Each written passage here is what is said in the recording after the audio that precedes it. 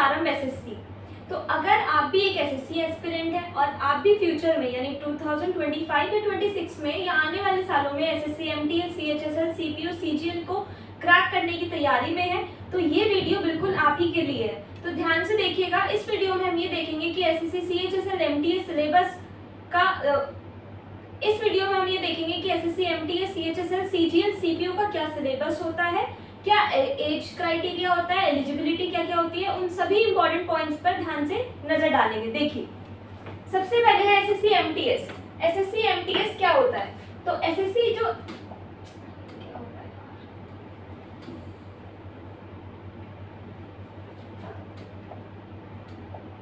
सबसे पहले है SSC MTS. What is SSC MTS? SSC MTS exam is conducted by the Staff Selection Commission. Staff Selection Commission is the full form of SSC to recruit candidates for various Group C non-gazetted और non-ministerial post. यानी ये जो exam है ये group C की जो non gazetted post होती है और जो नॉन मिनिस्ट्रियल पोस्ट होती है उनके रिक्रूटमेंट के लिए होती है सेंट्रल गवर्नमेंट की तरफ से जॉब पोस्ट। इसमें क्या क्या जॉब पोस्ट आती है देखिए, पियोन, दफ्तरी, चौकीदार, सफाई वाला, माली। आपको इनकी जो हेड है वो डिपार्टमेंट दे दिया जाता है और आपको इन सब की देख रेख करनी होती है। जूनियर जेस्टर ऑपरेटर है, वॉचमैन है, गार्डनर है। आफ्टर दैट देखिए eligibility criteria. SSC MTS exam देने का एलिजिबिलिटी क्राइटेरिया क्या होता है, यानी कौन कौन इस एग्जाम को दे सकता है और आपकी एज लिमिट क्या होनी चाहिए। Candidate must have pass the matriculation, मतलब कैंडिडेट ने कम से कम 10th पास किया हो। एज क्राइटेरिया, आपकी जो एज क्राइटेरिया, अगर आप 18 साल से 25 साल के बीच है यानी 18 प्लस या 25 बिलो है तो आप इस एग्जाम को दे सकते हो। 18 to 27 2 साल की छूट मिलती है फॉर सम पोस्ट। कुछ ऐसी पोस्ट होती हैं जिनमें आप 27 साल तक एग्जाम भी दे सकते हो, वो एक पर्टिकुलर पोस्ट होती है। उसके बाद एज रिलैक्सेशन, यानी अगर आप SC ST से बिलोंग करते हैं तो आपको 5 साल का एज रिलैक्सेशन मिलता है, यानी जब 25 साल है तो आप 30 साल तक एग्जाम दे सकते हो।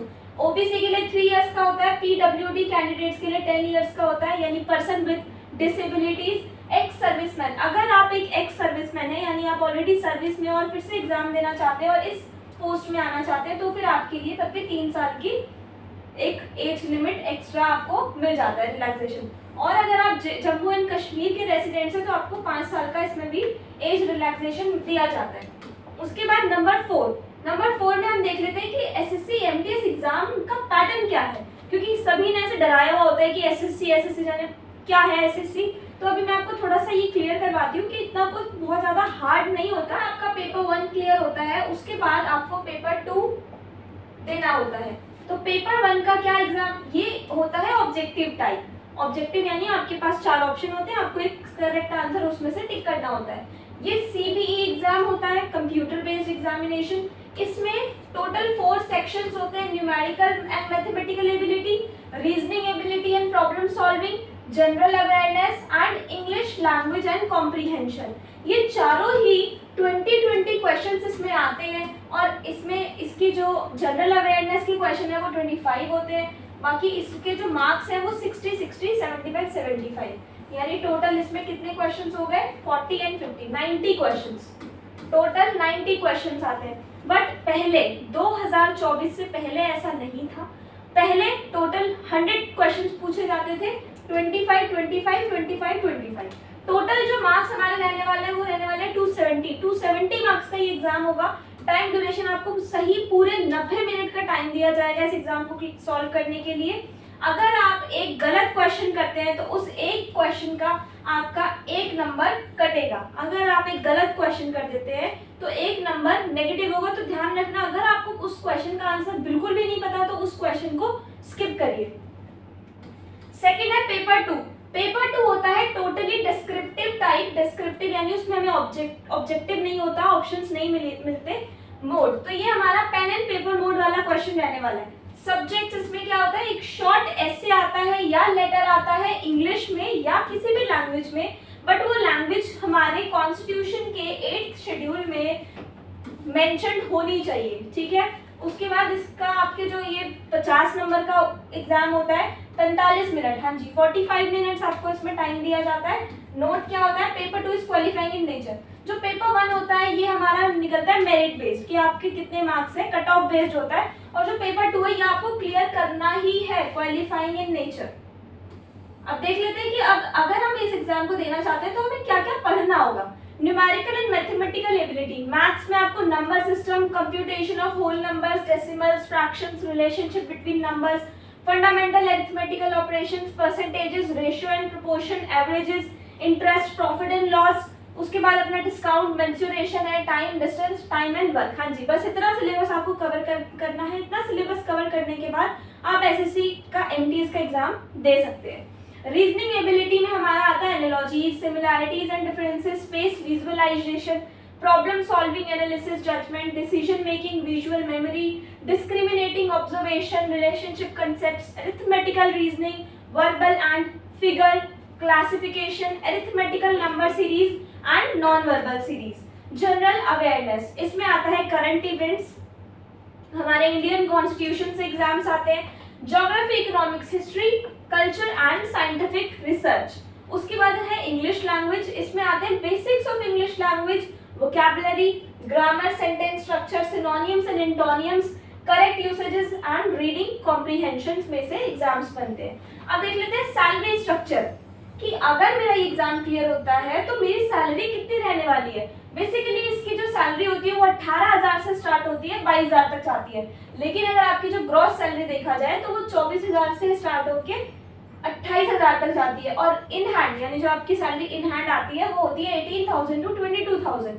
सैलरी कंपोनेंट, सैलरी में आपको क्या क्या दिया जाता है, बेसिक पे डियरेंस अलाउंस अलग से दिया जाता है, आपको हाउस रेंट अलाउंस देते हैं और ट्रांसपोर्ट अलाउंस देते हैं। तो ये बेनिफिट्स आपके रहने वाले हैं अगर आपकी जॉब लगती है, अगर आपका एग्जाम क्लियर होता है तो ये तो हमने बात कर ली 10th बेस पर कि अगर मैं 10th पास हूँ तो मैं कौन सा एग्जाम दे सकती हूँ।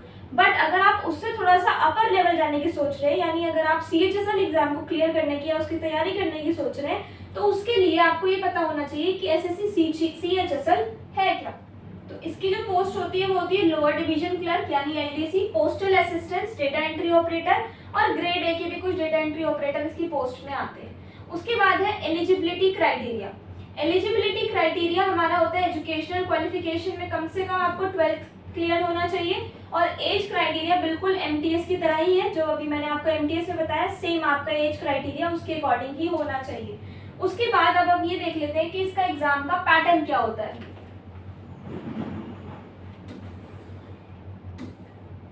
एग्जाम पैटर्न की अगर हम बात करें तो एग्जाम पैटर्न यहाँ पर भी 2 टियर है, टियर 1 एंड टियर 2।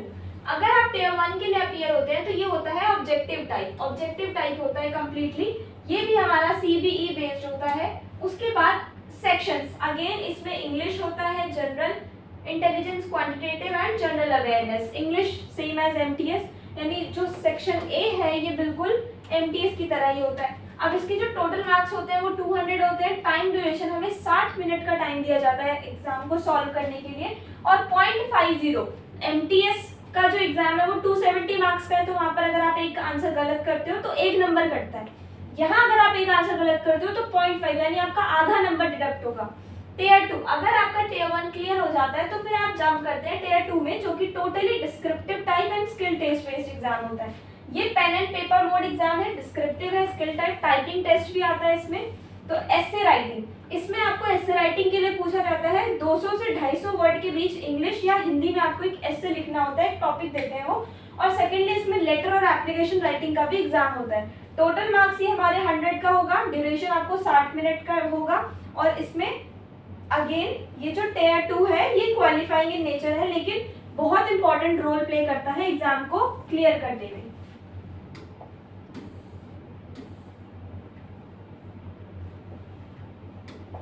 उसके बाद नेक्स्ट है टियर 3। अगेन टियर 3 में क्या होता है, ये स्किल टेस्ट होता है, टाइपिंग टेस्ट। अगर आपका टियर 1 क्लियर हो गया, 2 क्लियर हो गया, then you will jump into tier 3।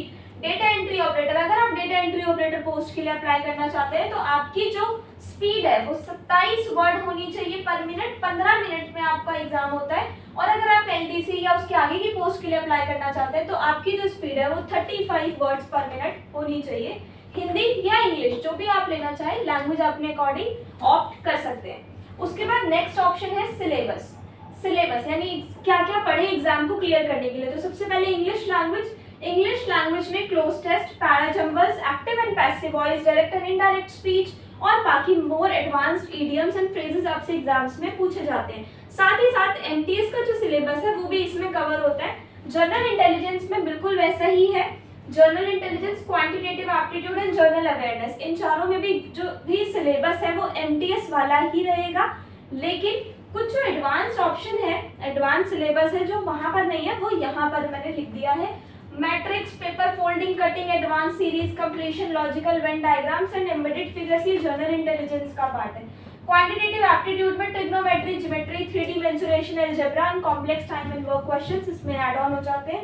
General awareness में आपको current affair, general knowledge, history, geography, culture, economic, science, polity, scientific research, basic computer knowledge भी रिक्वायर्ड है। उसके बाद नेक्स्ट ऑप्शन है salary. The salary structure for SSC CHSL post varies based on the different post. सबसे पहले lower division, अगर आपकी job as an LDC lower division clerk लगती है तो आपकी जो सैलरी है वो 19,900 से शुरू होकर 63,000 तक जाती है। अगर आपकी सैलरी पोस्टल असिस्टेंट की है तो वो 25,500 से शुरू होकर 81,000 यानी 81,000 तक जाएगी। और अगर आप एक डेटा एंट्री ऑपरेटर हैं तो आपकी सैलरी स्टार्ट होगी 25,500 से 81,000 तक जाएगी। वो डिपेंड करता है आपकी पोस्ट। तो आई होप आपको ये सीएचएसएल भी क्लियर हुआ होगा। तो वीडियो में इस तरह से ही बने रहिए और आगे देखिए एसएससी सीजीएल या सीपीओ का भी सिलेबस क्या होता है और अगर उसके लिए भी तैयारी करनी है तो हमें आगे का कैसे अपना शेड्यूल बनाना होगा। सीजीएल, तो SSC CGL exam is conducted by staff selection commission to recruit candidates for various group B and group C post in different government ministries, departments and organisations. SSC CGL जो exam है ये थोड़ा सा बड़े level का exam है। इसमें assistant audio officer, assistant account officer, inspector of income tax, inspector of central excise, preventive officer है, एग्जामिनर है, सीबीआई एनआई, तो ये सारी जो पोस्ट है ये सीजीएल कवर करता है। Eligibility criteria same as CHSL, but इसमें आप कम से कम आपने कोई बैचलर डिग्री ले रखी हो किसी रिकॉग्नाइज्ड यूनिवर्सिटी से, यानी इसमें ग्रेजुएशन रिक्वायर्ड होती है, graduation is must. Age limit बिल्कुल वैसे ही है जैसे एमटीएस और सीएचएसएल में देखा है। उसके बाद सीजीएल का एग्जाम पैटर्न क्या होता है, tier 1 tier 2। Tier 1 objective type होता है, कंप्यूटर बेस्ड, अगेन इसमें 4 सेक्शंस है, general intelligence, awareness, aptitude, English comprehension, total 200 marks, 2 marks का एक क्वेश्चन होता है, 60 मिनट का टाइम देते हैं, आधा नंबर कटता है as a negative marking.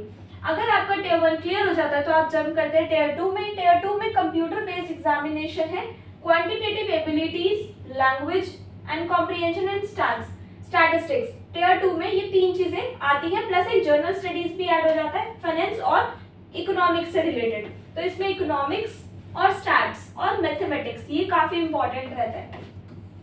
Tier 3, अगर आप टियर 2 भी क्लियर कर लेते then you will jump into tier 3। Tier 3 pen and paper mode, जैसे अभी पीछे हम देख रहे थे, इसमें भी ऐसे होता है, essay writing, letter application writing होती है। और लास्ट होता है टियर 4, यानी आपको 4 स्टेजेस को क्लियर करके एक जॉब मिलती है सीजीएल में। डेटा एंट्री स्पीड, अगर आप डेटा एंट्री के लिए अप्लाई कर रहे हैं तो आपकी जो स्पीड है वो होनी चाहिए 27 वर्ड पर मिनट। और कंप्यूटर प्रोफिशिएंसी टेस्ट भी आपका स्पेसिफिक पोस्ट वगैरह के लिए एमएस वर्ड, एक्सेल, पावरपॉइंट के कुछ क्वेश्चंस ये पूछते हैं। उसके बाद सिलेबस पे थोड़ा सा देख लेते हैं। तो again general intelligence and reasoning में बिल्कुल सेम वैसा ही सिलेबस है जो अभी हमने एमटीएस और सीएचएसएल में डिस्कस किया, but analogies, coding, decoding, puzzle series, blood relation, direct sense, verbal and non verbal reasoning भी इसमें आती है।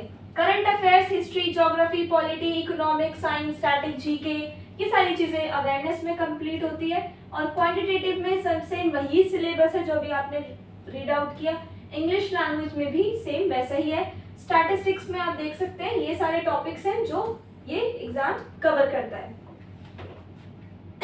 सॉरी, जर्नल स्टडीज, फाइनेंस और इकोनॉमिक्स में आपके बेसिक कंसेप्ट्स अकाउंटिंग के, फाइनेंशियल अकाउंटिंग, बुक कीपिंग और बेसिक्स ऑफ बैंकिंग पता होना चाहिए।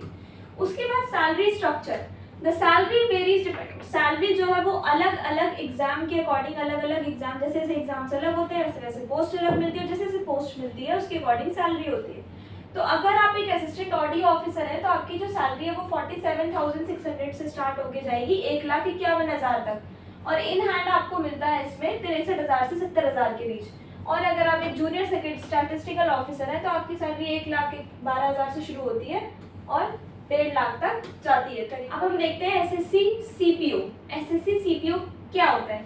एसएससी सीपीओ का मतलब है सेंट्रल आर्म्ड पुलिस फोर्सेस की जॉब्स को रिक्रूट कराना। Job post under SSC CPO.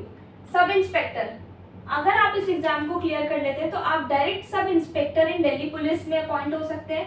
Females और मेल्स दोनों के लिए होता है ये। सब इंस्पेक्टर जीडी में आप अपॉइंट हो सकते हैं, like BSF, CISF, CRPF, ITBP and SSB में, और आप असिस्टेंट सब इंस्पेक्टर भी अपॉइंट हो सकते हैं। एलिजिबिलिटी क्राइटेरिया, इसकी जो एलिजिबिलिटी क्राइटेरिया है वो सेम एजुकेशनल क्वालिफिकेशन में आपको कम से कम 12th के साथ साथ ग्रेजुएशन होना बहुत ज़रूरी है। ग्रेजुएशन बैचलर डिग्री ये रिक्वायर्ड मानता है। और सब इंस्पेक्टर अगर मेल्स हैं तो उनके पास एक वैलिड ड्राइविंग लाइसेंस होना कंपलसरी है। एज क्राइटेरिया 20 से 25 साल। सीपीओ एग्जाम का पैटर्न क्या है? Paper 1 objective type. अगेन ये ऑब्जेक्टिव टाइप होता है जिसमें जीके, रीजनिंग, मैथमेटिक्स और इंग्लिश पूछी जाती है, सेम एज अदर एग्जाम्स। उसके बाद इसमें सेकंड फेज आता है फिजिकल एंड्योरेंस टेस्ट, इसको पेट भी बोला जाता है, फिजिकल स्टैंडर्ड टेस्ट भी बोल सकते हैं, पीएसटी। मेल्स के लिए 100 मीटर की रेस होती है, 16 सेकंड का टाइम होता है, और 1.5 किलोमीटर की रेस होती है, 6.5 मिनट का टाइम होता है। लॉन्ग जंप में आपको 3.65 मीटर्स करना होता है, 3 चांसेस देते हैं। High jump 1.2 metre. For female 100 metre की रेस होती है 18 सेकंड में, 800 मीटर की रेस होती है 4 मिनट में। लॉन्ग जंप आपको 2.7 मीटर करना होता है और हाई जंप 0.9 मीटर करना होता है। पेपर 2 अगर ये क्लियर हो जाता है तो आप पेपर 2 में जंप करेंगे, जो कि कंप्यूटर बेस्ड एग्जाम है। यहाँ पर आपको इंग्लिश का एग्जाम होगा, 200 क्वेश्चन आएंगे सिर्फ और सिर्फ इंग्लिश से। सिर्फ और सिर्फ इंग्लिश से 200 क्वेश्चन पूछते हैं, 2 घंटे का समय दिया जाता है आपको। उसके बाद इतना सब कुछ क्लियर करने के बाद आपका मेडिकल एग्जामिनेशन होता है, जिसमें आपका आई विजन 6/6 और 6/9 का होना चाहिए, और squint and eyes and should possess high colour vision, और कलर विजन बहुत अच्छा होना चाहिए, और आपको कुछ भी हेल्थ इश्यूज नहीं होने चाहिए। सिलेबस सेम एज सीजीएल है। सैलरी स्ट्रक्चर, सैलरी स्टार्ट होती है अगर आप सब इंस्पेक्टर हैं तो 35,400 से 1,12,000 तक, और अगर आप असिस्टेंट सब इंस्पेक्टर है तो 29,200 से 92,300 यानी 92,300 तक। तो ये था एसएससी के बारे में। तो अगर आपने ये ध्यान से देखी है वीडियो, और अगर आप ये सिलेबस नोट करना चाहते हैं तो वीडियो देखने के साथ साथ स्क्रीनशॉट लेते रहिएगा और अपने नोट्स बनाइएगा, और उसी के हिसाब से अपनी आगे की तैयारी करिएगा। तो हमारी टीम की ओर से आपको all the best. Thank you.